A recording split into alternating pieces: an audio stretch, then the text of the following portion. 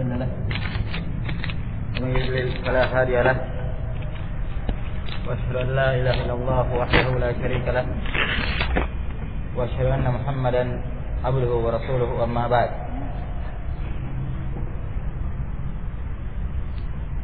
Baik. Sekarang kita masuk pada bab yang ke-6 atau pokok pembahasan yang ke-6, yang mana bab ini bisa dianggap sebagai bab misah atau bab perantara antara penjelasan kaidah-kaidah global dan perincian-perincian. Yang mana sebelum bab ini, bab tafsir tauhid wa syahadat la ilaha illallah, dia telah menjelaskan dengan panjang lebar apa itu tauhid, apa itu kesyirikan, apa keutamaan tauhid, apa bahayanya kesyirikan, tinggal takut padanya, wajibnya berdakwah kepada tauhid. Ini maklumat umum global. Nah, yang dakwah yang kita sebut poin-poin yang kita sebutkan ini, bab-bab sebelum ini, tidak semua orang yang berdakwah kepadanya. Nah, keluar darinya orang-orang al-falasifah, orang-orang sufiyah, nah, atau orang-orang yang senangnya mengadakan pengrusakan di muka bumi ini. Tidak ada ihtimam dengan janib tauhid, dengan sisi tauhid. Nah, tapi sisi ini atau bab-bab yang telah berlalu ini berupa penjelasan tauhid kesyirikan, ini juga kita sudah singgung bahwasanya ada di antara kelompok-kelompok hizbiyah yang juga berdakwah kepada tauhid. Mereka juga mengajak kepada tauhid, mengajak untuk meninggalkan kesyirikan, memperingatkan dari kesyirikan. Cuman bedanya dakwah mereka adalah dakwah yang global. Tidak merinci bentuk-bentuk tauhid, tidak merinci bentuk-bentuk kesyirikan. Nah, makanya sebelum bab ini beliau menyebutkan saja global tentang tauhid. Setelah bab ini beliau sudah masuk merinci tentang afrad, poin-poin tauhid itu apa? Yang mana namanya tauhid? Bentuk-bentuk ibadah dirinci, bentuk-bentuk kesyirikan dirinci. Dari ibadah hati, ibadah lisan sampai ibadah wajah tubuh. Demikian pula syirik hati, syirik i'tiqad atau syirik lafzi dan syirik amali. Dijelaskan satu persatu oleh beliau rahimahullahu taala. Baik. Kata beliau rahimahullahu taala, bab tafsir tauhid wa syahadati alla ilaha illallah. Bab tafsir, penafsiran tauhid dan syahadat la ilaha illallah. Nah, di sini disebutkan dua perkara. Yang pertama tafsir tauhid, yang kedua tentang tafsir syahadat la ilaha illallah. Setelah berlalu pada bab sebelumnya tentang dakwah itu dalam hadis Muadz bin Jabal, telah disebutkan bahwasanya tauhid itu adalah la ilaha illallah. Ya kan, dalam hadis Muadz itu dikatakan falyakun awwal ma tad'uhum ilaihi syahadatu la ilaha illallah. Hendaknya yang pertama kali kamu ajak mereka kepadanya adalah syahadat la ilaha illallah. Dan ayat lain, ila ayyuhidullah, agar mereka mentauhidkan Allah. Berarti tauhid adalah la ilaha illallah. Nah, tapi di sini digandengkan, digandengkan dengan menggunakan kalimat waw yang artinya dan asal dalam bahasa Arab kalau kalimat itu digandengkan dengan kalimat waw, maka sebelumnya dan setelahnya itu beda. Ja Zaidun wa Amr, datang Zaid dan Amr. Amr bukan Zaid, Zaid bukan Amr. Begitu. Nah, lain kalau au, saya ja Umar au Abu Hafs, datang Umar atau Abu Hafs, sama. Pakai au atau. Kalau pakai dan artinya beda. Tapi di sini digandengkan. Setelah berlalu bahwasanya tauhid itu adalah la ilaha illallah. Tapi di sini malah digandengkan. Yang menunjukkan apa? Beda kalau begitu. Tauhid dan la ilaha illallah. Nah, apa arti pengatofan di sini? Penggandengan ini. Nah, kata para ulama ini dari bab mengatofkan sesuatu yang bersamaan, sama dari sisi makna. Mengatofkan sesuatu yang sama dari sisi makna. Walaupun kesamaannya ini tidak 100% sama, tapi ada bentuk-bentuk kemiripan. Dan ini diperbolehkan dalam bahasa Arab. Mengatofkan, mengikutkan, menggandengkan dua perkara yang memiliki persamaan walaupun tidak sama 100%. Nah, tauhid dan la ilaha illallah itu memiliki persamaan. Tapi tauhid itu bukan la ilaha illallah saja. Iya kan? La ilaha illallah bagian dari tauhid. Tauhid pun inti dari tauhid adalah la ilaha illallah. Tapi apakah tauhid cuma la ilaha illallah? Jadi dalam artian tauhid rububiyah, tauhid uluhiyah saja. Kan ada tauhid rububiyah dan ada tauhid asma wa sifat. Dan la ilaha illallah intinya tauhid uluhiyah, kan begitu. Nah, maka sini dia tahukan tauhid dan la ilaha illallah asalnya sama atau ada kemiripan, kesamaan yaitu la ilaha illallah ini adalah tauhid uluhiyah. Inti dari tauhid uluhiyah. Sedangkan di antara pembagian tauhid adalah tauhid uluhiyah. Berarti ada kesamaan. Tapi di sisi lain ada bentuk perbedaan karena tauhid di sini lebih umum daripada sekedar la ilaha illallah. Tauhid terbagi tiga, tauhid rububiyah, tauhid uluhiyah dan tauhid asma wa sifat. Baik. Wa qala Allah Ta'ala, "Ulaika alladziina yad'uuna yabtaghuuna ila rabbihimul wasilah, ayyuhum aqrab, wa yarjuuna rahmatah, wa yakhafuna 'adzabah, inna 'adzaba rabbika kana mahdhura." Dan bab tentang firman Allah Ta'ala, ulaika, mereka itu adalah orang-orang yang berdoa kepada yad'una, mereka berdoa yabtaguna ila rabbihimul wasilah, mereka mencari kepada Tuhan mereka wasilah. Ayyuhum aqrab, siapa antara mereka yang paling dekat di sisi Allah. Wa yarjuna rahmatah, mereka mengharapkan rahmat Allah. Wa yakhafuna adzabah, takut terhadap siksaan Allah. Inna adzaba rabbika kana mahdhura, sesungguhnya siksaan dari Rabbmu itu adalah perkara yang wajib, harus untuk ditakuti, diawasi, mewasir dari. Wa qauluhu ta'ala, qalihi ta'ala, wa qala Ibrahimu li abihi wa qaumihi innani bara'un mimma ta'budun illa alladhi fatarani fa innahu sayahdin wa ja'alaha kalimatan baqiyatan la'allahum yarji'un. Wa ja'alaha kalimatan baqiyatan fi aqibihi la'allahum yarji'un. Dan ingatlah tatkala Ibrahim berkata kepada ayahnya dan kepada kaumnya, sesungguhnya saya berlepas diri dari apa-apa yang kalian sembah kecuali siapa yang menciptakan saya, karena sesungguhnya dialah yang akan memberikan hidayah kepadaku. Dan Ibrahim menjadikan kalimat ini, yaitu kalimat tauhid, menjadi kalimat yang baqiyah, yang tetap pada keturunan beliau, la'allahum yarji'un, agar mereka ingin kembali, akan kembali. Wa qawluhu ittakhadhu ahbarahum wa ruhbanahum arbaban min dunillah. Dan mereka, yaitu Yahudi dan Nasrani, mengambil ahbar, pendeta-pendeta mereka atau rahib-rahib mereka. Ahbar itu pendeta ya. Ruhban itu rahib.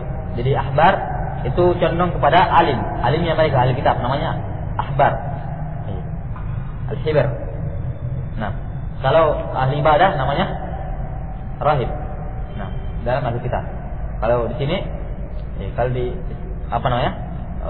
istilah sekarang kita kaum muslimin, orang yang berilmu katakan ulama, alim.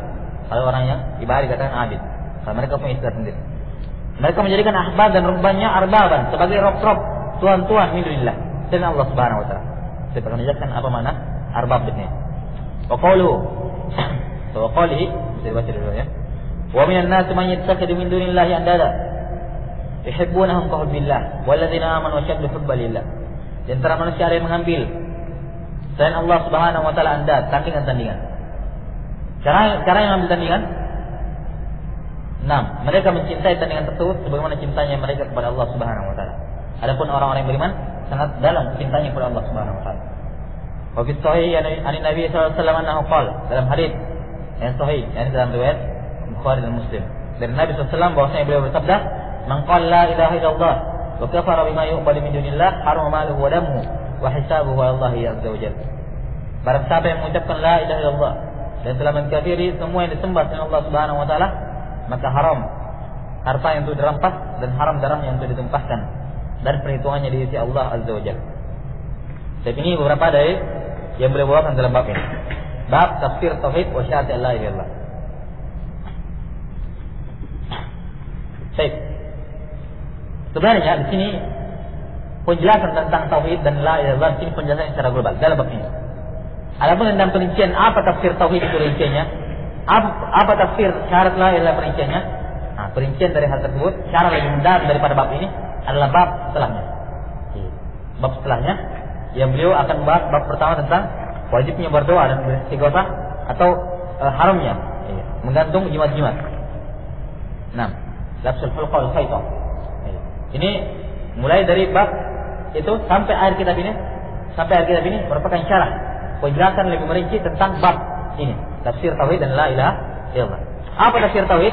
Itu jangan menggantungkan. Apa tafsir tauhid? Jangan menyebutkan Allah. Apa tafsir tauhid? Jangan berdoa kepada Allah.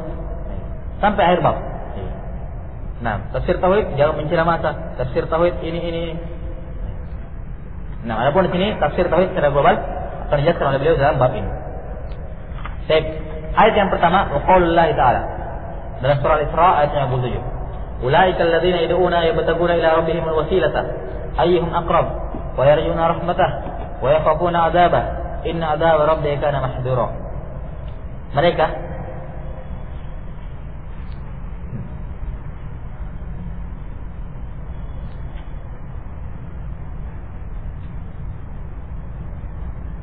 ulaika mereka alladzina yang orang-orang yad'un berdoa kepada mereka itu. Dan sini perhatikan beberapa kata. Yang pertama ulaika, yang kedua yad'una, yang ketiga yabtagun. Semuanya ini kata ganti orangnya artinya mereka. Cuman mereka yang diingat ini dua kelompok. Perhatikan ulaika, mereka yang diingat di sini adalah menurut penafsiran yang paling kuat atau yang disebutkan oleh penafsiran sebagian ulama, yaitu jin-jin yang sudah masuk Islam, yang dulunya dia disembah. Ulaika mereka alladzina yang yad'una, yang mereka ini berdoa.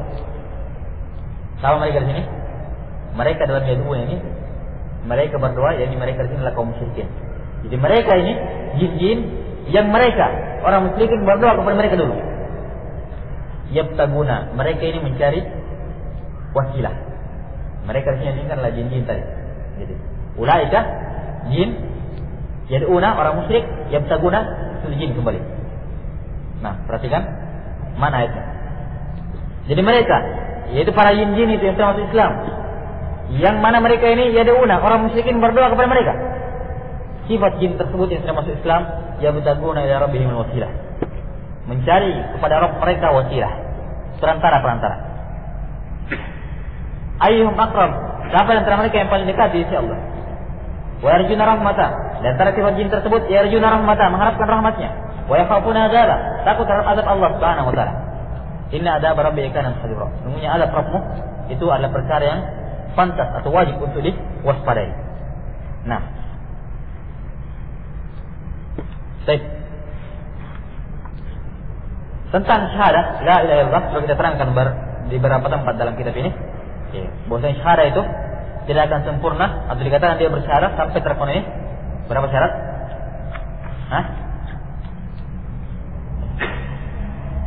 Berapa?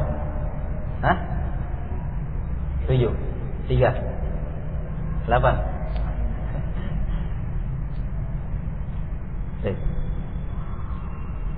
Jadi dikatakan dia bersyarat sampai dia dikatakan dia bersyarat kalau dia memenuhi 3 perkara.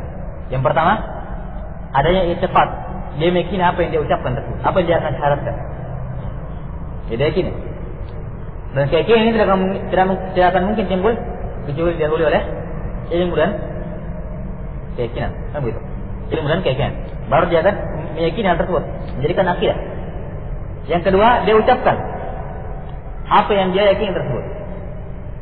Dan yang ketiga, mengkhabarkan, mengumumkan kepada selainnya tentang apa yang dia bersyaratkan tersebut. Nah, dia berkata, asyhadu an la ilaha illallah, saya bersyahadat la ilaha illallah, yaitu saya meyakini la ilaha illallah, tidak sembahan yang berat disembah selain Allah. Saya meyakini. Dan keyakinan kapan dia yakin bahwasanya la ilaha illallah, tidak sembahan yang berat disembah selain Allah? Nanti dia bisa yakin kalau dia ilmu.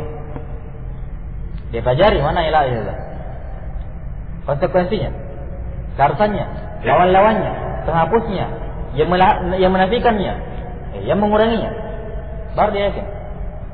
Setelah itu, tidak cukup yakin, harus diucapkan la ilaha illallah. Siapa yang meyakini la ilaha illallah tapi tidak pernah mengucapkannya dalam keadaan tidak punya udzur, tidak terangkat Islam. Diucapkan. Setelah itu, dia harus ikhbar, ilan kepada orang syaratnya. Dia harus ikhbar, kabarkan kepada orang tentang syaratnya. Saya tafsir tauhid wa syahadat la ilaha illallah. Nah, jadi la ilaha illallah dia harus seperti itu. Yakini, yakin ini asalnya dari ilmu.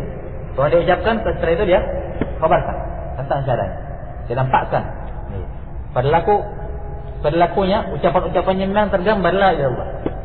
Perbuatannya memang apa-apa yang dia perbuat dengan tangannya, apa-apa yang kakinya melangkah kepadanya, memang tempat-tempat, benda-benda yang memang diirinkan oleh la ilaha illallah. Ucapan-ucapannya tidak mengarah pada perkara-perkara yang membatalkan la ilaha illallah atau menguranginya dalam bentuk maksiat. Hatinya, keyakinannya, pikiran-pikirannya, angan-angannya, cita-citanya tidak mengarah pada perkara-perkara yang bisa menafikan atau bahkan membatalkan la ilaha illallah. Turun. Baik. Sekarang apa makna la ilaha illallah?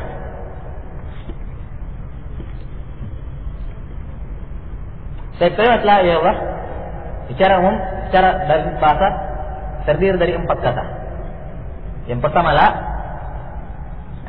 yang kedua ilah, yang ketiga illah, dan yang keempat Allah. Lafzul jalalah.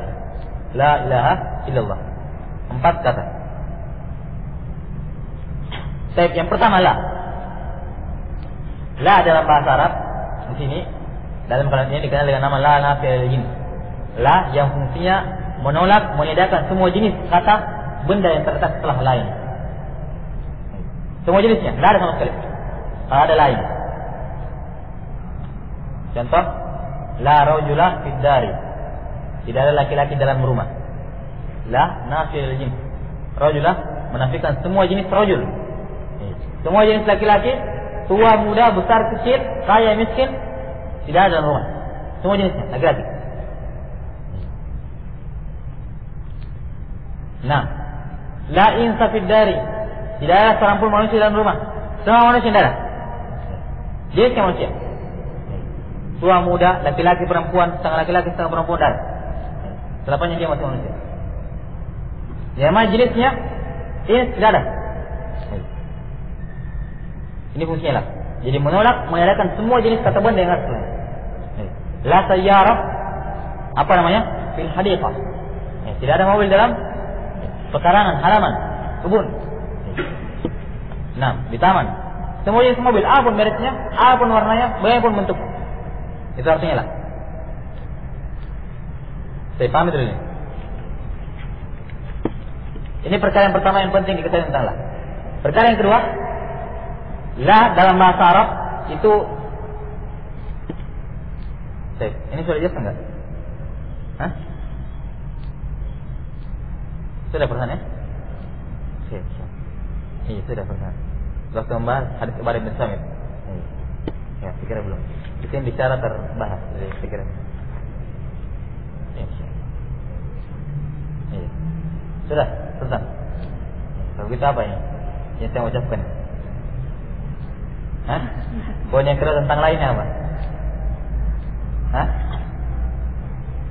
La membutuhkan isim dan khabar. Dua kata dia butuhkan, isim dan khabar.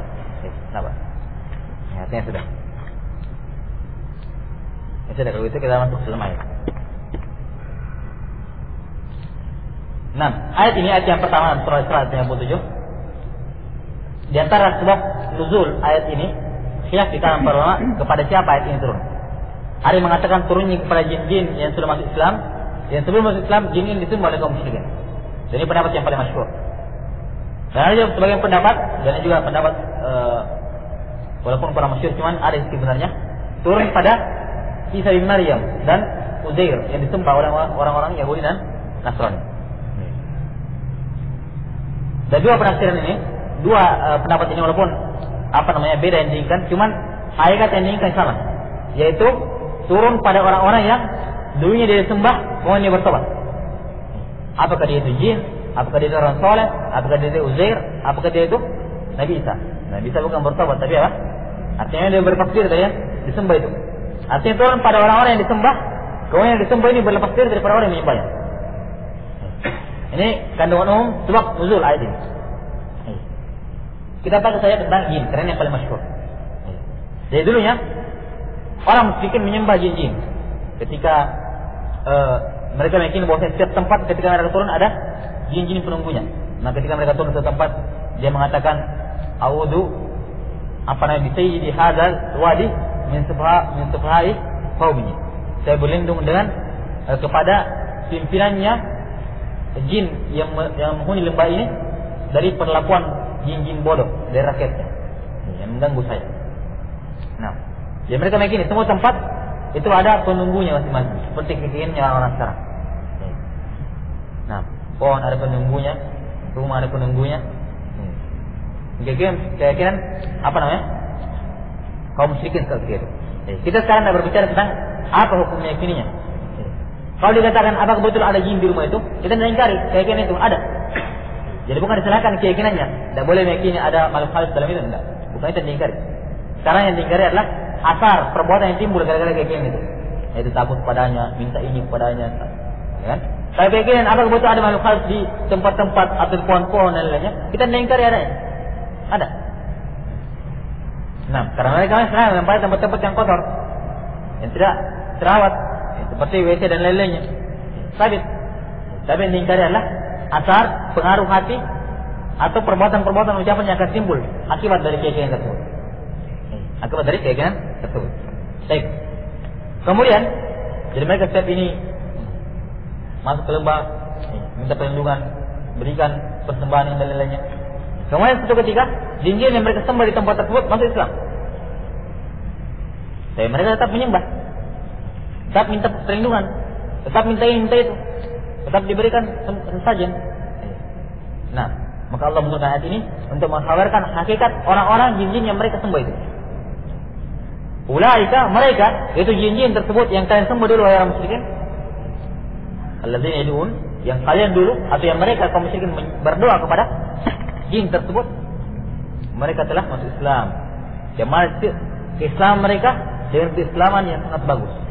Mereka masuk Islam bukan masuk Islam setengah-setengah. Saya masuk Islam dengan Islam yang sangat bagus. Ciri-cirinya ya bertaguna ila rabbihim wasilah. Ayyuhum aqrab. Berlomba-lomba mencari wasilah, perantara. Wasilah kepada Tuhan mereka. Siapa antara mereka yang paling dekat? Sir dalam mencapai kebaikan. Kedudukan di sisi Allah Subhanahu wa taala. Ini jenjang sulit didapatkan. Tidak sembarang orang yang sanggup seperti ini. Iya. Orang masuk Islam belum tentu mendapatkan jenjang ini. Jenjang sir bersemangat untuk mendekatkan diri kepada Allah Subhanahu wa taala. Yang kedua, wa yarjuna rahmatah. Harapkan rahmat Allah Subhanahu wa taala. Yang ketiga, ya khafun ada apa? Takut terhadap azab Allah. Ini lebih sulit. Kalau harap rahmat Allah, ya, mungkin semua orang sanggup untuk ini. Harapkan rahmat Allah. Kecuali segelintir orang yang sudah putus asa.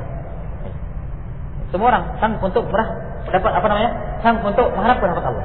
Tapi yang ketiga ini agak sulit. Ya khafun ada apa? Takut terhadap siksaan Allah Subhanahu wa taala. Nah, ini tiga sifat mereka yang menunjukkan bagusnya dan sempurnanya keislaman mereka. Baik. Hubungan bab ini atau ayat ini dengan bab penjelasan tentang tauhid dan la ilaha illallah, beliau yang menjelaskan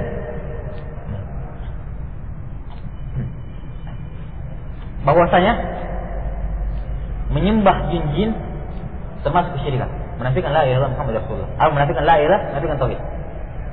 Ini yang pertama. Yang kedua, walaupun bukan jin, orang saleh disembah, tetap kesyirikan. Menafikan la ilaha illallah, menafikan tauhid. Kenapa sini tauhid? Kenapa jinnya sini masih Islam? Berarti apa? Apalagi lihat sifat Islamannya, orang saleh mereka. Tetap syirik. Maka di sini kita bisa melihat faedah hubungannya itu tauhid itu adalah menyerahkan ibadah kepada Allah Subhanahu wa taala dan tidak menyerahkan ibadah kepada siapapun juga. Hatta sampai kepada jin-jin yang saleh atau orang saleh yang saleh, orang-orang manusia yang saleh apa sekalipun. Nah, tetap teranggap sebagai perkara yang menafikan tauhid. Maka anda lihat dari siapa yang disembah itu. Oh, kalau orang saleh, malaikat, nabi bukan syirik. Kalau selain nabi, orang-orang apa namanya kuburan, patung-patung, pohon-pohon itu baru syirik. Orang saleh bukan. Ini terbantahkan nanti. Lihat ini, yang disembah oleh kaum muslimin sama jin yang saleh. Dikiaskan dengan juga, digabungkan dengannya orang manusia yang saleh. Tetap dihukum kesyirikan. Menunjukkan yang menjadi patokan dalam kesyirikan adalah semua selain Allah. Tidak perlu siapa dia. Nah, tidak perlu siapapun dia. Baik.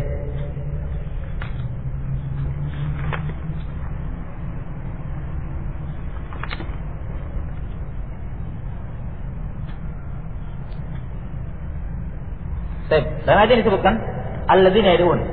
Ulaika alladzina yad'un. Mereka jin-jin tersebut yang kaum musyrikin berdoa kepada mereka. Berdoa yang diinginkan sini mencakup dua atau mencakup dua jenis doa. Karena doa dalam Islam, dalam syariat Islam itu ada dua jenis. Ada doa wal ibadah dan ada doa masalah. Nah, doa masalah, doa ibadah. Doa masalah ini doa yang yang kita pahami. Kalau dikatakan fulan sedang berdoa, nah, doa ini doa masalah, yaitu minta kepada Allah sesuatu, minta ini, atau berlindung dari Allah dari ini. Doa masalah namanya. Doa minta hajat. Tapi ada doa yang lebih umum daripada sekedar doa masalah, yaitu doa ibadah. Apa itu doa ibadah? Yaitu semua ibadah. Salat adalah doa, puasa adalah doa, sedekah adalah doa, zakat adalah doa, haji adalah doa, menyingkirkan dosa adalah doa, malu ada doa, tawakal adalah doa. Semua jenis ibadah dimakan dia doa. Dari sini mana yang kedua? Doa ibadah. Kenapa dinamakan semua ibadah itu adalah doa? Kita lihat dari mana doa? Apa itu maknanya doa? Secara bahasa minta, ya kan? Minta sesuatu, minta terhindar dari sesuatu. Itu kan doa. Kalau kita minta doa masalah, kan tidak keluar dari ini. Kalau bukan minta surga atau perkara-perkara yang mengarah pada surga, berupa kebaikan dunia akhirat, berhindar dari neraka, beserta semua perbuatan-perbuatan wasilah yang bisa menggelincirkan dalam neraka. Perkara dunia pun perkara ukhra. Kan tidak keluar dari ini. Minta ini, lindung dari ini. Begitu pula semua ibadah dikatakan dia doa ibadah. Kenapa? Karena terdapat satu pun ibadah yang dilaksanakan oleh seorang kecuali dalam hatinya ada harapan minta, ada harapan untuk berlindung. Ketika kita sholat, ada tidak permintaan kita ketika sholat dalam hati? Apa yang kita harapkan dengan sholat ini? Minimal apa? Surga, terampuni dosa. Terkena musibah bersabar, sabar ini doa. Kenapa? Dalam sabar ini ada keyakinan kita ingin dihapuskan dosa dan derajat. Menyingkirkan dulu dari jalan doa. Kenapa? Kita singkirkan dulu dari keyakinan, ada minta agar apa? Ini berpahala. Ini semuanya. Jadi semua bentuk ibadah itu adalah doa. Di sisi lain, doa adalah ibadah. Ad-doa wal ibadah, kata Rasulullah SAW. Doa itu adalah ibadah. Maka ditelakkan doa juga untuk ibadah. Maka doa yang diinginkan sini doa dalam bentuk umum. Jadi mereka jin-jin itu yang kaum musyrikin berdoa. Apakah doa masalah, minta ini, minta itu, berlindung dari ini, atau doa ibadah, tawakal kepadanya, khauf kepadanya, takut kepadanya, berharap kepadanya, berlindung kepadanya, menyembelih kepadanya, doa ibadah. Semuanya dihukumi sebagai bentuk kesyirikan. Ini dia menunjukkan bahwasanya bentuk yang jadi ibrah dalam masalah kesyirikan yaitu pemalingan bentuk ibadah kepada Allah Subhanahu wa taala. Itu ibrah. Yang jadi patokan adalah pemalingan bentuk ibadah kepada Allah Subhanahu wa taala. Bukan dilihat dari ukuran ibadah tersebut besar kecilnya. Kalau menyembelih sapi syirik. Kalau ayam tidak apa-apa. Sama. Akan berada nanti dalam hadis tentang bab larang menyembelih. Dakhala an-nara rajulun fi dhulab. Laki-laki masuk neraka gara-gara lalat. Kenapa? Dia menyembelih untuk selain Allah dengan seekor lalat. Saudara, syirik. Nah. Maka kandungan dari ayat ini jelas menunjukkan hubungan ayat ini dengan tafsir tauhid. Jadi tauhid itu adalah menyerahkan ibadah hanya kepada Allah SWT dengan berbagai macam bentuknya dan menafikan, menolak semua sembahan selain Allah dan menyerahkan satu bentuk ibadah pun kepada Allah Subhanahu wa taala. Siapapun dia, apapun bentuk ibadah. Soleh tadi ya. Jadi ini menunjukkan bahwa menyembah orang soleh syirik. Dengan berbagai macam bentuk penyembahan. Harapan, tawakal, takut. Apalagi yang bukan soleh. Dari kanan, dukun-dukun, paranormal. Tukang sihir. Ini lebih syirik lagi, yang musyrik lagi. Lebih besar kesyirikan. Sampai kepada Nabi Isa alaihissalam, bahkan Muhammad SAW, kalaupun dia sembah, maka masuk dalam kategori kesyirikan. Nah, ini jelas hubungan antara tafsir tauhid la ilaha dengan ayat ini. Baik. Selanjutnya dikatakan sifat jin-jin ini yang masuk Islam, yabtaguna ila rabbihim wasilah. Mereka mencari kepada Rabb mereka wasilah. Wasilah dalam syariat Islam itu ada dua bentuk. Ada wasilah masyru'ah, ada wasilah ketiga ya. Ada wasilah yang merupakan bid'ah, ada wasilah yang merupakan kesyirikan. Dan wasilah yang diingat ini tentunya wasilah yang disyariatkan. Karena ini makamnya untuk memuji. Wasilah kesyirikan itu adalah menjadikan perantara antara dirinya dengan Allah dalam berdoa. Seperti perbuatannya orang musyrikin. Dia berdoa kepada orang soleh, tolong sampaikan doaku ini kepada Allah. Dia berlindung kepada orang soleh, tolong sampaikan perlindunganku ini, minta perlindunganku ini kepada Allah. Dia menyembelih kepada orang soleh, ini sembelihan saya untuk orang soleh agar orang soleh ini mengangkat derajat saya di sisi Allah. Kenapa? Dia dekat di sisi Allah, punya kedudukan di sisi Allah. Oh, saya berdoa kepada orang soleh itu, saya menyembelih kepada orang soleh itu, saya berharap kepada orang soleh itu, saya ini kepada orang soleh itu, agar apa? Orang soleh ini mengingat saya. Didekatkan juga saya di sisi Allah, sebagaimana dekatnya di sisi Allah. Seperti keadaannya dikiaskan dengan raja-raja di muka bumi ini. Nah, katanya raja-raja di muka bumi ini raja di dunia ini. Kalau mau langsung ketemu rakyat tidak boleh, ada perantara-perantara. Maka raja yang langsung saling pantasai katanya. Dan ini mengiaskan Allah dengan makhluk, tasyabuh, masuk dalam kategori tasbih, tamsil. Syirik dalam masalah uluhiyah sekaligus syirik dalam masalah asma wa sifat, karena menyerupakan Allah dengan makhluk. Atau dikatakan saya ini sudah bergelimang dosa, makhluk yang penuh dengan kerendahan, sudah banyak dosa saya laksanakan, kurang pantas kalau saya minta langsung kepada Allah, harus ada perantara. Apa alasannya? Jadikan perantara antara dia dengan Allah syirik. Apa alasannya? Tolong Pak Kiai mintakan saya anak kepada Allah Subhanahu wa taala. Tambahkan rezeki saya.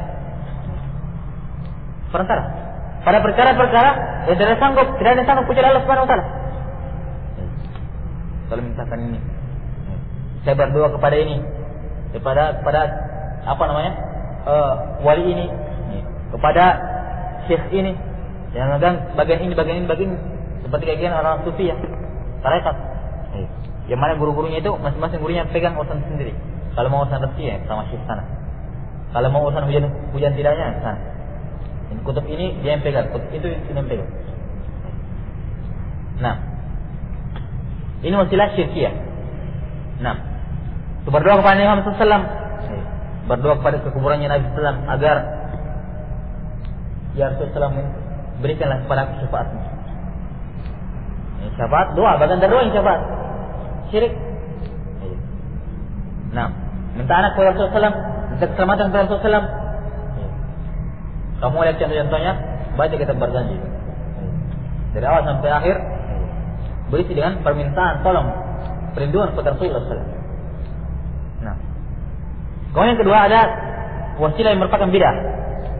Ini wasilah dengan menggunakan jah, kedudukannya Nabi. Ya Allah, saya minta kepadamu dan kedudukannya Nabi Muhammad SAW.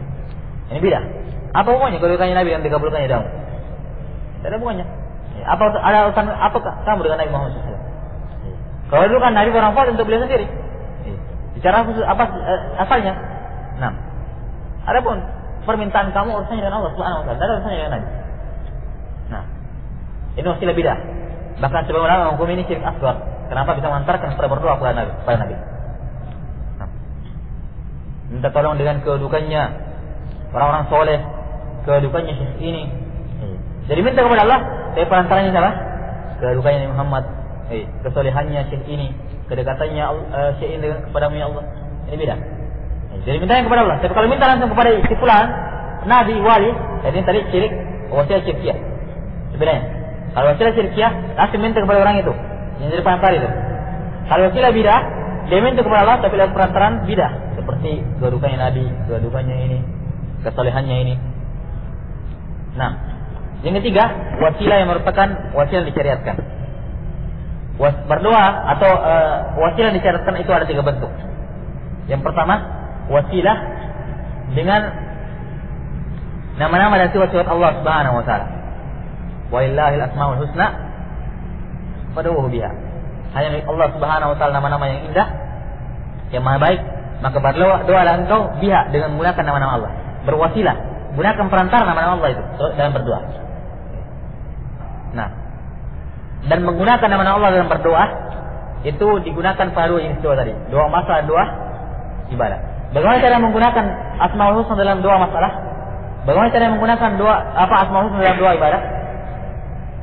Doa masalah kan minta-minta, minta ini, minta itu, berlindung dari ini, berlindung dari itu. Caranya gunakan asmaullah Al-husna dalam masalah doa masalah yaitu dia gunakan nama-nama Allah yang pas tepat dengan makom dia sekarang. Dia sekarang sedang minta apa? Oh, dia sedang minta rahmat, dia gunakan nama Allah. Ya Rahman irhamni. Ya. Ya Rahman, rahmatlah saya. Tepat. Kalau minta pengampunan, ya Ghafur ighfirli. Wahai Maha Pengampun, ampunlah saya. Tepat. Kalau minta perlindungan dari musuh, ya Aziz. Nah, as'aluka al-izzah misalnya. Wahai yang Maha Perkasa, saya minta kepadamu keperkasaan. Cocok. Atau ya Qawi. Ya wahai yang Maha Kuat. Dengan kekuatan, nah seterusnya yang sesuai dengan permintaannya. Berrezeki, ya Razzaq, irzuqni. Nah, kalau apa namanya, Allahumma ighfirli innaka syadidul iqab. Ya Allah, ampunilah saya, sesungguhnya Engkau Maha keras siksanya. Sudah tepat mau minta ampunan, gunakan nama-nama yang mengancam, kan begitu. Sudah tepat. Nah,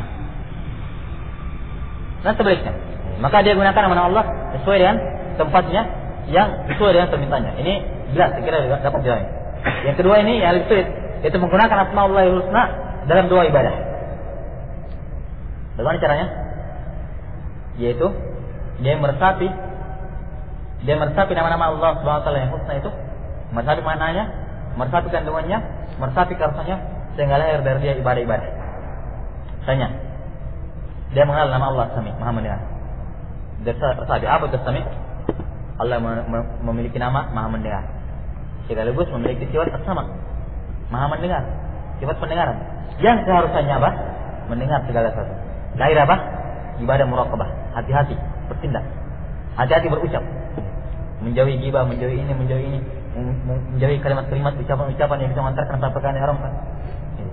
Kalimat-kalimat yang bersayap yang ini, yang bisa diarahkan pada yang halal maupun yang haram. Kalimat syubhat, kalimat-kalimat yang bisa ditalbis. Nah, kenapa? Allah Sami. Lahir ibadah, kan begitu? Dia mau lihat nama Allah Al-Basir. Apa yang dipetik dari nama Al-Basir? Ditetapkan Allah punya nama Al-Basir. Sekaligus Allah punya sifat melihat. Lahir ibadah baru. Hati-hati bertindak, hati-hati melangkah, hati-hati menggerakkan tangan. Kenapa? Allah Basir. Sehingga muncul ibadah baru. Allah Tawwab, Maha penerima tawab. Ditetapkan Allah punya nama Tawwab. Tetapkan Allah Maha memiliki sifat menerima tawab. Ibadah apa yang muncul? Ibadah taubat, ibadah inabah, ibadah khauf, takut, ibadah raja, berharap pada Allah Subhanahu wa taala terima taubatnya. Nah, dan seterusnya dari nama Allah Subhanahu wa taala.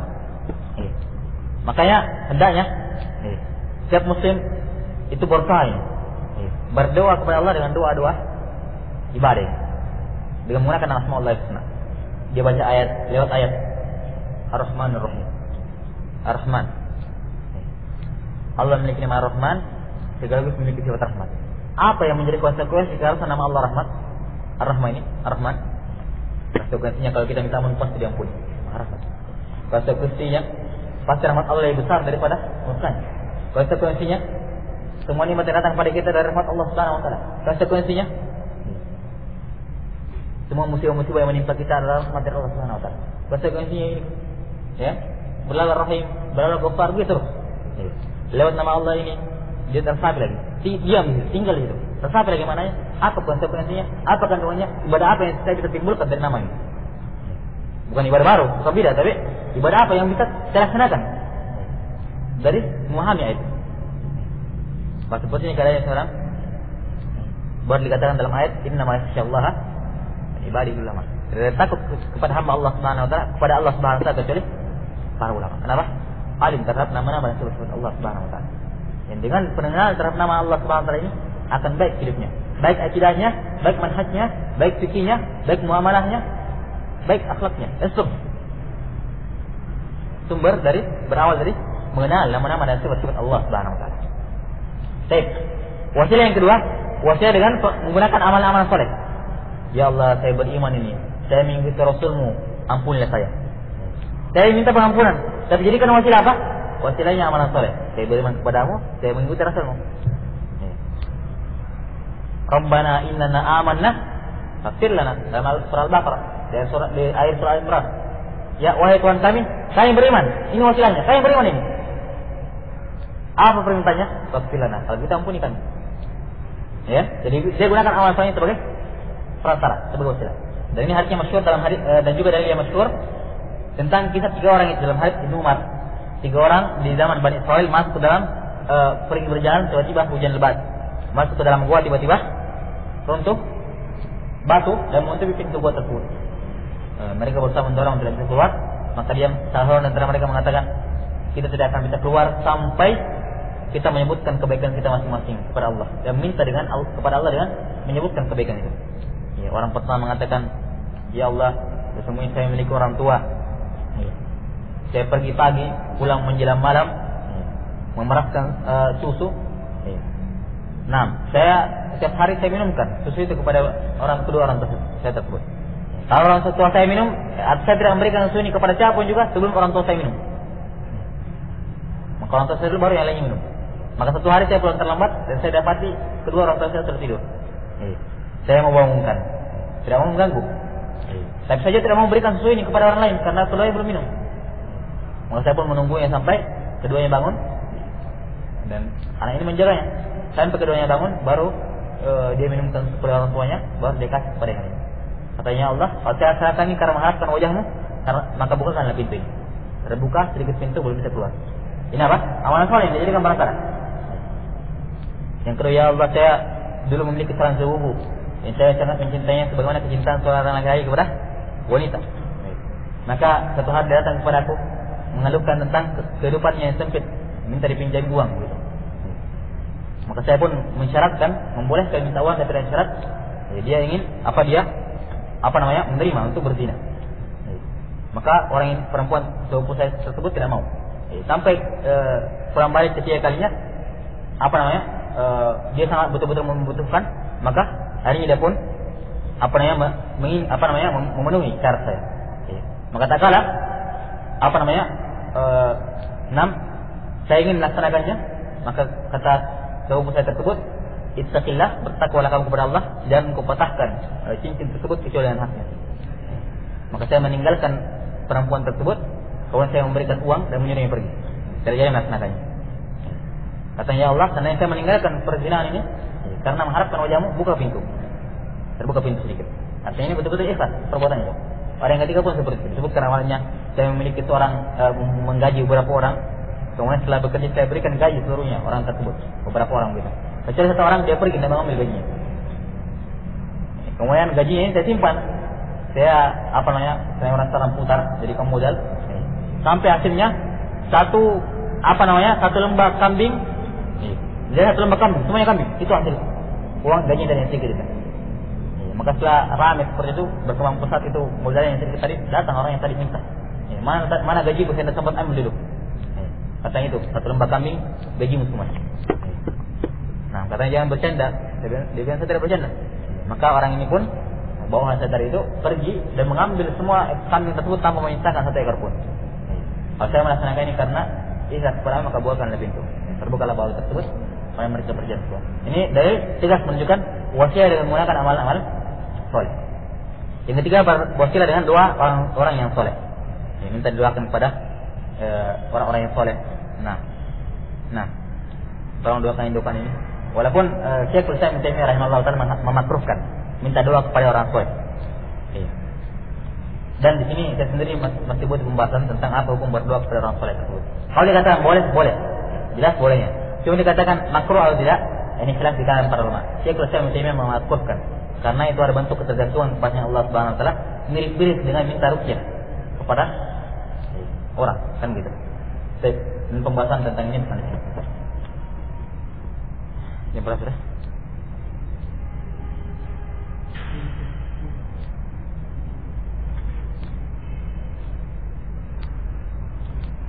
Baik, ini.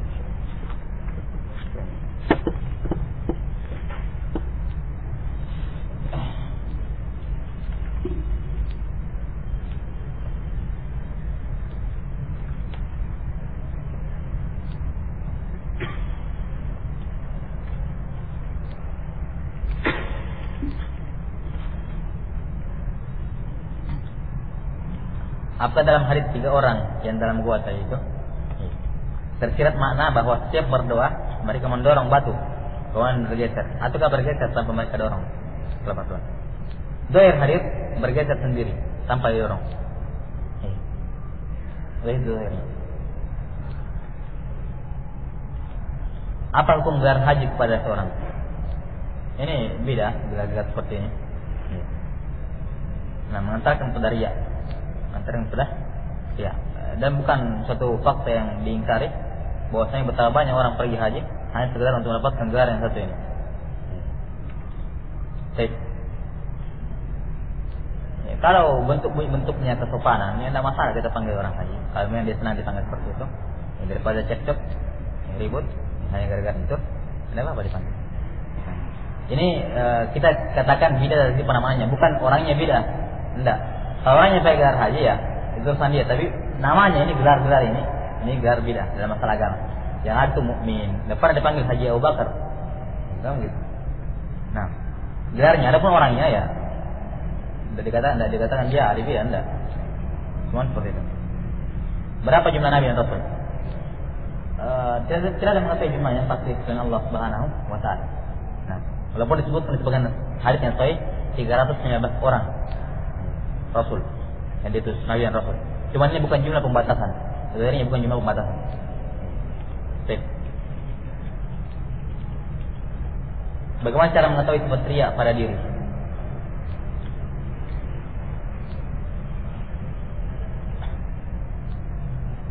Ya, itu perkara yang mengetahui dirinya dengan Allah Subhanahu wa Ta'ala. Riya, kan tandanya ingin dilihat, ingin dipuji, ingin didengar, ujub, takabur. Nah, maka di antara caranya menghindari hal-hal tersebut berupa pujian-pujian, dipuji atau perkara-perkara yang dinampakkan. Nah, apakah menjadi pegawai di perusahaan dengan cara yang salah? Apakah gajinya halal atau haram? Menjogok. Atau pegawai negeri menjogok. Yang berdosa di awal perkara saja ketika dia menjogok tersebut. Adapun gajinya maka halal sepanjang dia memang melaksanakan tugasnya ketika sudah jadi pegawai atau di perusahaan tersebut. Nah, ini fatwa dari Syekh Abdul Muhsin Al-Ubaikan.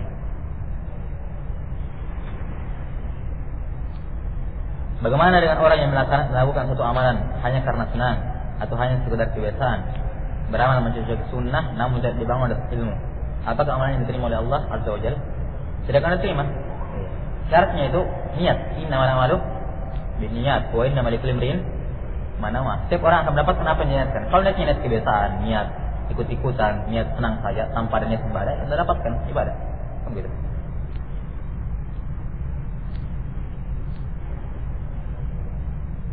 Orang-orang Hizbiyah selalu bertanya, bagaimana kalian akan mengembalikan atau menegakkan Islam yang kafah sementara kalian hanya berdakwah di masjid-masjid saja? Bagaimana jawaban syubhat tersebut?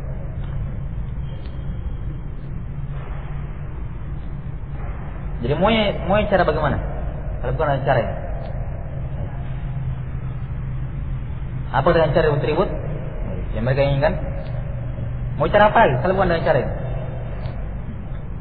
Nah, ini timbul dari kebodohan mereka terhadap manhaj Nabawiyah. Dia tanya Rasulullah SAW itu mendirikan dakwah di Madinah, khilafah saya di Madinah, caranya gimana? Nah, jawab sendiri. Kita baca secara Nabawiyah bagaimana Rasulullah SAW mendirikan negara Islam, khilafah Islam di Madinah. Dan baca juga sirah bagaimana sebab turun Tuhan khilafah Utsmaniyah. Apa sebab runtuhnya? Syirik, bidah, maksiat. Bukan gara-gara tidak ada partai yang demokratis sehingga runtuh. Bukan karena tidak ada kebebasan berbicara. Bukan karena tidak ada yang ribut-ribut. Nah,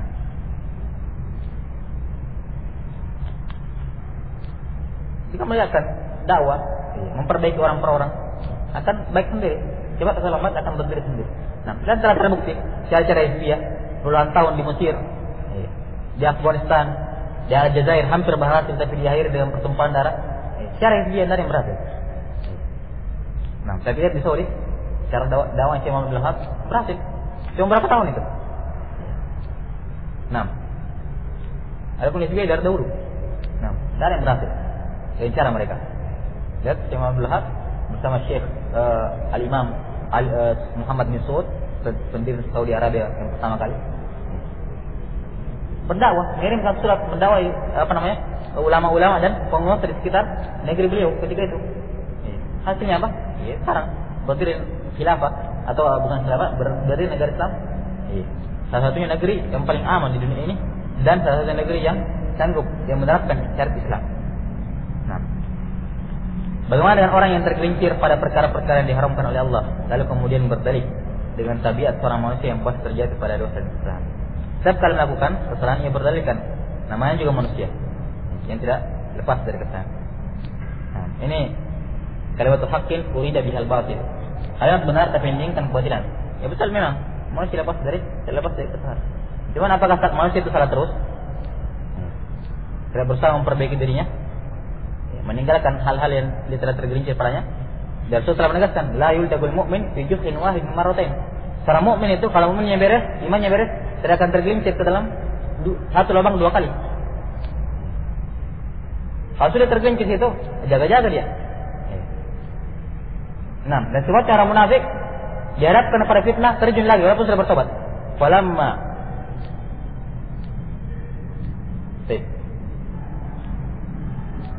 uridu fiha Surah Al-Quran tentang orang munafik, kalau mereka diperhadapkan pada fitnah, uridu fiha, terjun lagi kembali pada fitnah. Padahal dulu sudah kena fitnah. Nah, orang munafik tidak akan jatuh, terjun ke dalam satu lubang 2 kali.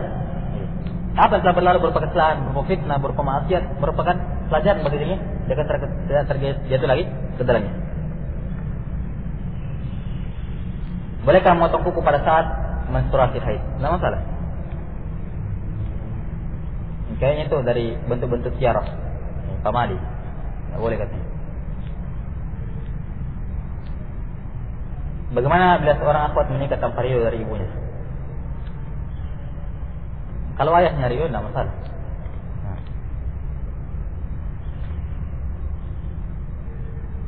Kalau ayah yang sudah, maka tidak apa-apa kalau ibunya. Cuma tetap dia memperbaiki keadaannya. Dan sekali lagi saya katakan, seorang salafis yang jadikan patokan yang dikenal bahwasanya dia mengikuti sunnah Rasulullah, hendaknya dia mempertentangkan semua ibadah berbakti kepada orang tua, ibadah menikah jangan dipertentangkan. Nah, diusahakan untuk mengkompromikan semuanya dengan sebaik-baiknya. Bersabar.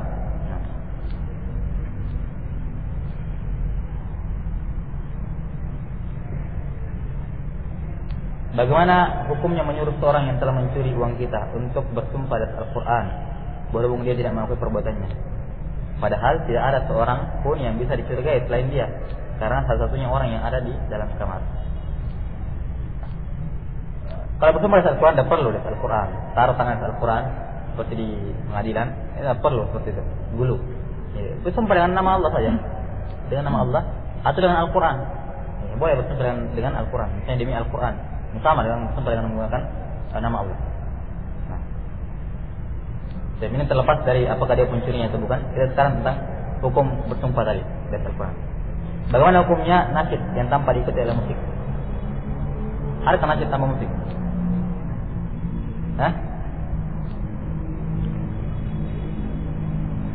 Bagaimana cara dinikmati kalau ada musiknya? Apa cara? Ya sudah, nada itu kalau musik sudah. Pakai suara anak-anak. Itu nada. Jadi apa saya nada itulah musik. Nah, musik dari alat-alat. Ini saya jentikan tangan jadi musik kan gitu. Siulan pun bisa jadi musik. Pindah pakai alat itu. Nah.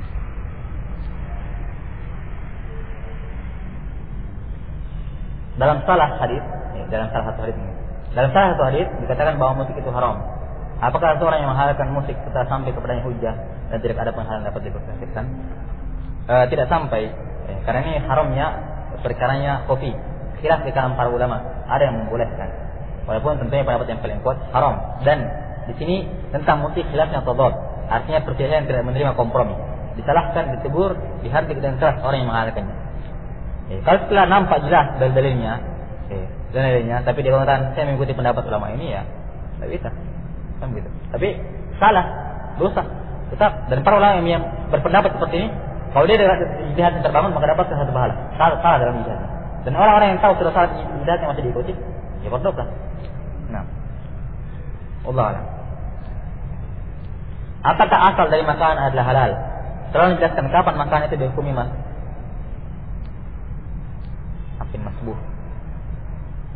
Masbuh, makruh dan haram. Hah? Mubah. Bukan. Mubah sama dengan halal. Dia asalnya halal, nanti haram kalau diharamkan. Makruh kalau dimakruhkan. Misalnya makan potong ayam, makannya habis sholat isya sambil bicara-bicara, kan makruh, kan gitu. Makanya makruh, ada tidur kan gitu.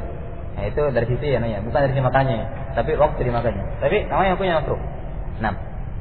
Adapun haram yang diharamkan, perkara-perkara diharamkan dalam Al-Quran, bangkai, atau disembelih dan tidak menggunakan nama Allah, atau untuk selain Allah, atau ada unsur-unsur alkohol, atau khamar dan lainnya. Itu dibahas dalam kitab-kitab fikih. Apakah ada ini tentang pelarangan memakan binatang yang bertaring dan berkudanya? Iya, hadisnya sahih dari situ. Kullu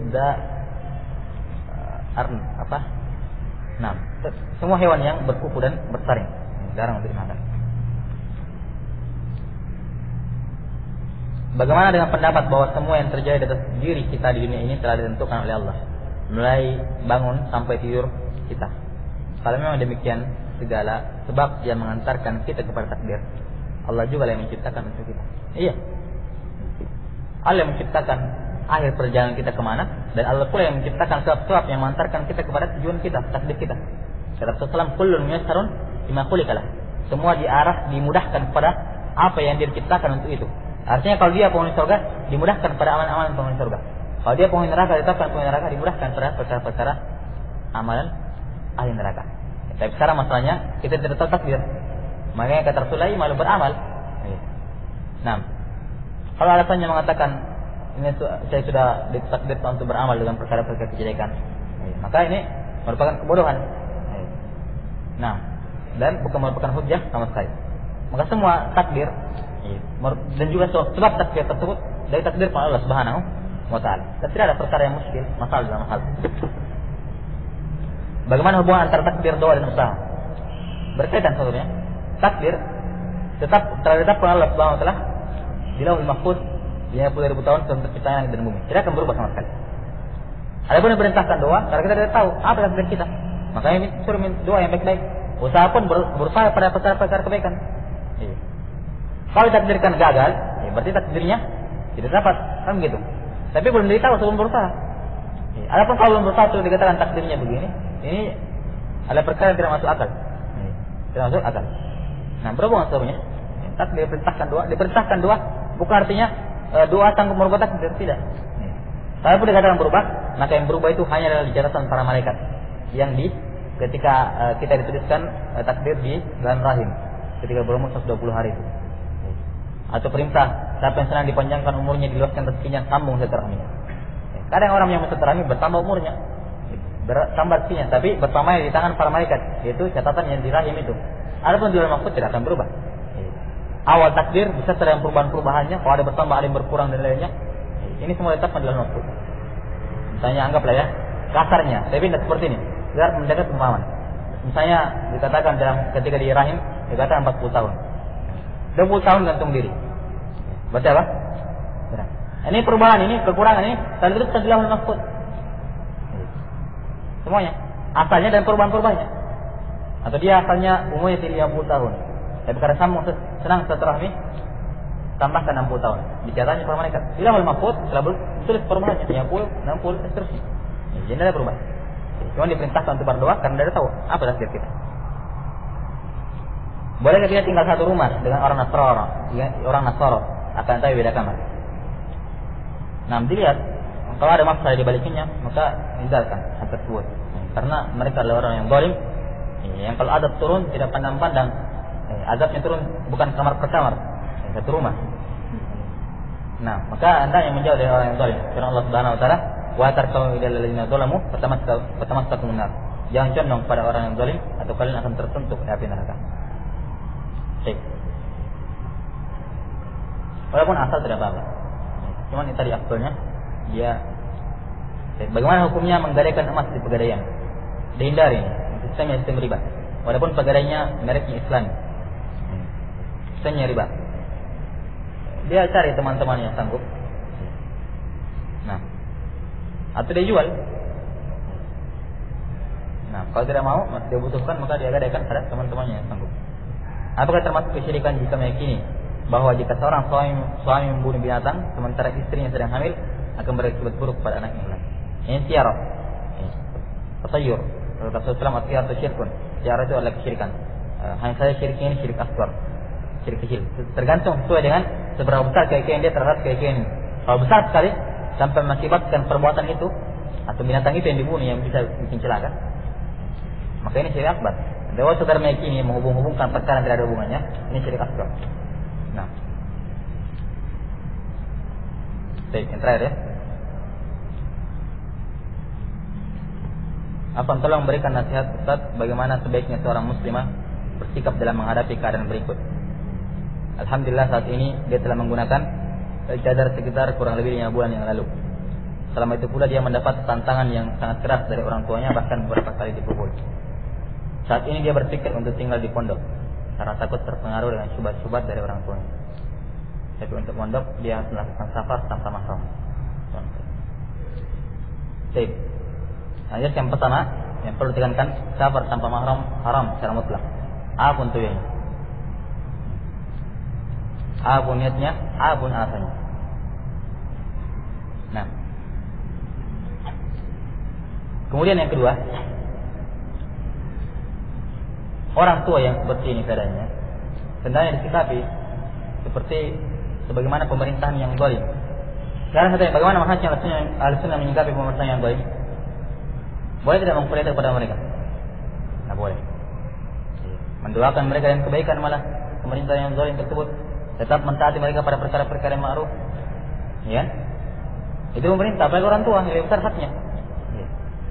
Nah, kalau perginya ke pondok diizinkan ya tidak masalah. Tapi kalau dohir dan ini yang kayaknya yang dohir lari, menghindar, ini adalah perkara yang kurang bagus akibatnya. Merugikan dirinya sendiri dan sekaligus berakibat buruk pada image dakwah ini di hadapan masyarakat. Terlebih lagi di hadapan orang tuanya. Siap sudah, kan begitu.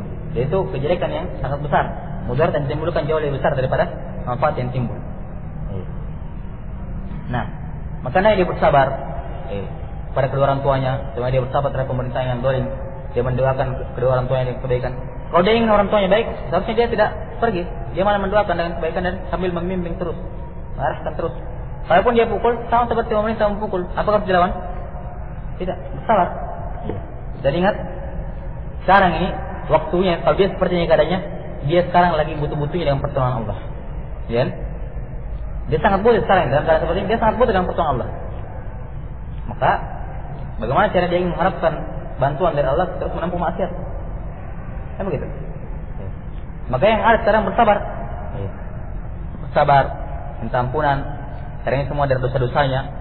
Atau ini musibah merupakan kafar dari dosa-dosanya. Dia malah bersyukur dengan musibah ini.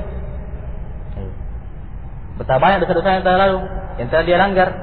Ini telah hak Allah SWT dilanggar. Dengan musibah ini, dengan pukulan ini, dengan ini semuanya, dengan hati yang perasaan guna-gulana ini, semuanya penghapus dosa begitu ini. Dia sabar dengan hal tersebut. Dan tidak lama lagi, insyaallah dia akan melihat pertolongan Allah Subhanahu wa taala. Hanya butuh keyakinan. Keyakinan dan sabar. Wa ja'alna minhum a'immatan yahduna li amrina lamma sabaru wa kana bi ayatina yuqinun. Kami jadikan mereka imam yang memimpin dalam agama kami. Karena mereka bersabar dan mereka yakin terhadap ayat kami. Yakin akan turun pertolongan Allah kalau dia istiqomah. Yakin. Nah, kalau dia seperti ini keadaannya lari dalam keadaan izin tanpa mahram lagi, atau akan menimbulkan cekcok yang besar dengan orang tuanya, maka ini bukan pertolongan Allah yang akan turun. Nah, padahal karena dia lagi betul-betul yang pertolongan kepada Allah Subhanahu wa taala. Makanya dia bersabar. Nah, dan mengusahakan bertakwa kepada Allah Subhanahu wa taala sesuai dengan kemampuan dia. Sambil dia diarahkan. Mungkin penanya ini bilang, Ustaz mungkin gampang ya ngomongnya. Karena ada seperti itu. Ya memang seperti itu keadaannya. Dan semua kita mendapatkan takdir yang berbeda. Dan ketahuilah, masalah yang didapatkan oleh penanya ini. Iya. Artinya bukan dia orang yang pertama yang mendapatkan masalah seperti ini. Nah, kalau dia masalah cadar, maka ikhwah masalah cerai kan dulunya. Pertentangan dari orang tua juga ada. Nah, ada yang teman-teman kita yang mungkin tidak dapat pertentangan dari orang tua, dapat masalah dari sisi lain dia. Mungkin dari masalah kepribadiannya, dari masalah akhlaknya, dari masalah pergaulannya. Nah, jadi setiap orang diuji oleh Allah SWT sesuai dengan kemampuan dia. Yakin, terlepas dari kemampuan orang yang diuji tersebut. Nah, la yukallifullahu nafsan illa wus'aha. Hanya saja dari sisi kemampuan orang-orang ini Allah yang membedakan. Ada yang diuji dengan anaknya, ada yang diuji dengan istrinya, ada yang diuji dengan keluarganya, ada yang diuji dengan orang tuanya, ada yang diuji dengan temannya, ada yang diuji dengan lingkungannya. Beda-beda. Disediakan setiap orang. Nah, dan perlu diketahui, cobaan yang Allah SWT berikan kepada seorang hamba ini merupakan kelembutan dari Allah. Yang dengan cobaan ini, kalau dia berhasil melewati cobaan yang pertama ini, dia akan berpindah kepada cobaan yang lebih berat daripada sebelumnya. Nah, kalau cobaan seperti ini dia tidak bisa lewati, selamat tinggal. Dia tidak akan bisa menghadapi cobaan yang lebih berat lagi ketika dia sudah. Jadi orang tua yang merestui, misalnya dia pada sadar, akan datang lagi fitnah, cobaan dan goncangan yang jauh lebih besar daripada pertentangan orang tuanya dulu. Akan jauh lebih besar lagi. Kenapa? Karena semakin mirip seorang dengan Nabi, semakin berat cobaannya. Ya kan? Asyadun nasi adaban, balaan al-anbiya sumal amsal fal amsal. Nah, maka jangan melihat teman kita, oh dia enak diteruskan sama orang tuanya, enak kayak ini. Ya mungkin dia tidak ada problema, masalah dari situ. Tapi dia punya masalah dari sini yang mungkin lebih berat daripada masalah yang kita dapatkan. Maka seorang itu ketika mendapatkan musibah dia ikhtisab, berharap pahala dari Allah Subhanahu wa taala, bersabar, mendoakan kebaikan pada kedua orang tuanya, dan banyak-banyak meminta berdoa kepada Allah Subhanahu wa taala agar dilepaskan dari masalah tersebut. Yang jelas, yang namanya muslim itu tidak mesti hadir di majelis ta'lim. Nah, tidak mesti. Saya sudah terangkan pada tahun lalu, jangan dipertentangkan majelis ilmu dengan orang tua. Nah, kalau katakan pakai cadar tidak boleh keluar, ya tidak usah keluar. Bisa belajar lewat kaset, lewat buku-buku. Nah, nanti boleh keluar kalau lepas, misalnya. Tidak usah, jangan keluar. Tidak bertentangan juga. Nah, insyaallah taala dia bersabar. Insyaallah kalau dia bersabar dan yakin terhadap janji Allah, tidak tunggu lama lagi akan datang pertolongan Allah Subhanahu wa taala. Bagaimana hukumnya menikah dengan ikhwah yang berbeda manhaj, tapi dia memiliki keinginan untuk mengikuti kita? Nah, terus banyak terjadi fakta seperti itu. Katanya mau ikut, tapi intinya tidak bisa. Tidak mau. Mau diapakan lagi? Sudah menikah. Tinggal menangis saja. Maka saya tidak sarankan hal tersebut. Laki-laki saja menikahi perempuan yang beda manhaj, ini masih perlu diperhatikan baik-baik. Sekarang mungkin setelah untuk mendengar kisah Imran Al-Hattan, ulama ahli sunnah dulunya, pentahdir ahli bidah, dikenal, menikah dengan sepupunya orang Khawarij. Katanya saya ingin mendakwai dia, perempuan, saya ingin dakwai. Saya kan lagi-lagi. Setelah menikah, terbalik dia yang didakwai sama istrinya. Malah dia jadi khawarij, bahkan lebih ekstrim dari istrinya. Ini laki-lakinya yang sunni, perempuannya mubtadi. Sekarang perempuan yang sunni, laki-lakinya mubtadi. Ini lebih bahaya lagi. Walaupun kita katakan tidak haram, karena salah masih muslim bisa, cuman keselamatan hati dan manhaj perkara yang sangat penting untuk dijaga. Apakah Iwasalabi sudah habis? Rebahan ini yang bujang. Maka dijaga manhaj tersebut. Dan ingat manhaj ini, kemudian akidah ini, kemudian manhaj ini. 6. Antum ataupun anti peroleh dengan susah payah. Ya, harus melalui pertentangan kepada orang tua, dengan lingkungan, dengan teman-teman, mengeluarkan biaya ini. Korban perasaan, kadang menangis, kadang ini. Untuk mendapatkan manhaj dan akidah yang murni ini berkorban banyak. Jangan diselesaikan dengan sekedar mengikuti perasaan, syahwat semata. Nah, Allahu a'lam. Subhanallah hamdik, asyhadu an la ilaha illa anta astaghfiruka wa atubu ilaik. Alhamdulillah.